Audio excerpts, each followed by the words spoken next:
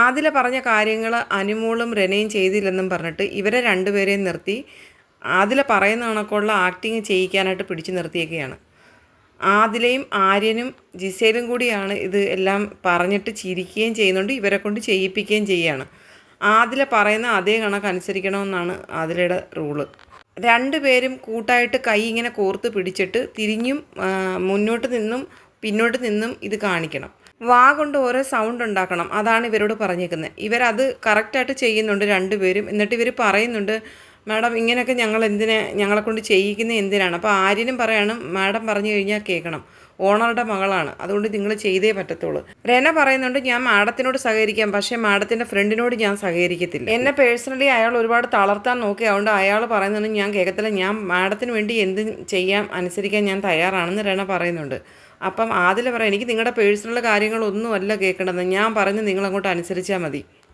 അയാളെ എനിക്കിപ്പോൾ മാറ്റി നിർത്താനൊന്നും പറ്റത്തില്ല, അയാൾ എൻ്റെ ഫ്രണ്ടാണ്. റെഡി 1 2 3 എന്ന് പറഞ്ഞിട്ട് തുടങ്ങാൻ ഇവരോട് പറഞ്ഞു. ഇവർ ആ പറഞ്ഞ കണക്ക് തന്നെ ചെയ്യുന്നുണ്ട്. വാ കൊണ്ട് പുറത്തേക്കൊരു സൗണ്ട് പുറപ്പെടുവിക്കുകയാണ്. അതിൽ പറയുന്ന അതേ കണക്ക് തന്നെയാണ് റെനയും അനുമോളും ചെയ്യുന്നത്. ജിസേലും ആര്യനും ആദിലയും കൂടെ ചിരിക്കുകയാണ്. ഇവരിങ്ങനെ ചെയ്യുമ്പം ആരായാലും ചിരിക്കും. കാരണം വാ കൊണ്ട് ആ ഒരു സൗണ്ട് പുറത്തോട്ട് വരുന്ന കേൾക്കുന്ന ആർക്കും ഒരു ഡൗട്ട് തോന്നും, ഇതെന്താ ഇങ്ങനൊരു സൗണ്ടെന്ന്. അപ്പോൾ അതാണ് അവരിരുന്ന് ചിരിക്കുന്നതിൻ്റെ കാരണം.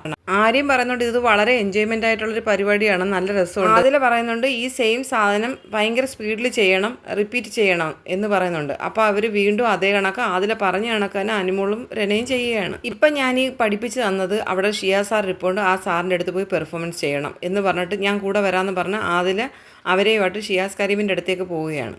റെനെ അപ്പോഴേ പറയുന്നുണ്ട്, മാം ഇത് നമ്മളവിടെ ചെയ്ത് കഴിഞ്ഞാൽ ഗസ്റ്റിനെ അപമാനിക്കുന്ന പോലെ തോന്നത്തില്ലേ, ഈ സൗണ്ട് അങ്ങനെയുള്ള സൗണ്ടല്ലേ? അപ്പോൾ പറയാം, ഇല്ലില്ല, വാ അവിടെ പോയി പെർഫോം ചെയ്യണമെന്ന് പറഞ്ഞുകൊണ്ട് ഇവരെയും വിളിച്ചുകൊണ്ട് ആദില പോവുകയാണ് ഷിയാസ് കരീമിൻ്റെ അടുത്തേക്ക്. ഷിയാസ് കരീമിൻ്റെ അടുത്ത് വന്നിട്ട് ആദില പറയുന്നുണ്ട്, ഇവരെ കൊണ്ടൊരു പെർഫോമൻസ് ചെയ്യിക്കാനായിട്ട് സാറിനൊരു എൻജോയ്മെൻ്റ് ആകുമല്ലോ, അതുകൊണ്ടൊന്ന് ചില്ലാവാൻ വേണ്ടി ഞാനിങ്ങനെ ഇവരെ കൊണ്ട് ചെയ്യിച്ചാണ്, ഇവരെ ഇപ്പോൾ ട്രെയിൻ ചെയ്ത് കൊണ്ടുവന്നതാണെന്നും പറഞ്ഞിട്ട് ഇവരെ കൊണ്ട് ചെയ്യിപ്പിക്കാൻ തുടങ്ങി. അനുമോളും റെനയും ഒരു ചമ്മലും ഇല്ലാതെ ആദിലയോട് എങ്ങനെയാണോ ആദ്യം കാണിച്ച് അതേപോലെ തന്നെ അവരിത് കാണിക്കുന്നുണ്ട്. അപ്പം ഷിയാസ് കരീം ഇരുന്ന് ഭയങ്കരമായിട്ട് ചിരിക്കുകയാണ്. പക്ഷേ അക്ബർ ഇതിനെ എതിർത്ത് പറഞ്ഞു. അക്ബർ പറഞ്ഞത് എന്തൊരു പണിയാണ്, ഇതെന്തോ നിങ്ങളിങ്ങനെയൊക്കെ ചെയ്യിക്കുന്നത്, ഇതൊരു എൻജോയ്മെൻ്റ് അല്ല, ഇതിപ്പോൾ അസഹ്യമായൊരു സൗണ്ട് പുറപ്പെടുവിക്കുന്നത് അത് എൻജോയ്മെൻ്റ് ആണോ? ഇതൊക്കെ എന്തോ ചെയ്യിക്കുന്നത്, നിങ്ങൾ എന്തിനാണ് ഇങ്ങനെയൊക്കെ ചെയ്യിക്കുന്നത്? ആദിലയോട് അക്ബർ ചോദിക്കുന്നുണ്ട്. ആദില പറയാണ്, പുള്ളിയുടെ മൈൻഡൊന്ന് റിഫ്രഷ് ആവാൻ വേണ്ടിയാണ് അവരെ കൊണ്ട് ഇങ്ങനെ ചെയ്യിച്ചത്. അപ്പോൾ അക്ബർ പറയാണ്, ഇങ്ങനെ കാണിച്ചെന്നും പറഞ്ഞുകൊണ്ട് മൈൻഡ് റിഫ്രഷ് ഒന്നും ആവത്തില്ല, ഇത് അസഹ്യമായ ഒരു പരിപാടിയല്ലേ, നിങ്ങളെന്തിനാ എങ്ങനെ ചെയ്യിക്കുന്നത്? കൊച്ചു വർത്താനം പറയുമ്പോഴാണ് റിഫ്രഷ് ആവുന്നത്, അല്ലാതെ ഇത് കണ്ടിട്ട് റിഫ്രഷ് ആവുന്നത് നിങ്ങളോട് ആരാ പറഞ്ഞേ എന്ന് അക്ബർ ആദിലയോട് ചോദിക്കുന്നുണ്ട്. കൊച്ചു വർത്താനം പറയുമ്പോൾ മാത്രമാണ് നമ്മൾ റിഫ്രഷ് ആവുന്നത്, ഇതൊന്നും കണ്ടാലൊന്നും ആരും റിഫ്രഷ് ആവത്തില്ലെന്ന് അക്ബർ പറയുന്നുണ്ട്.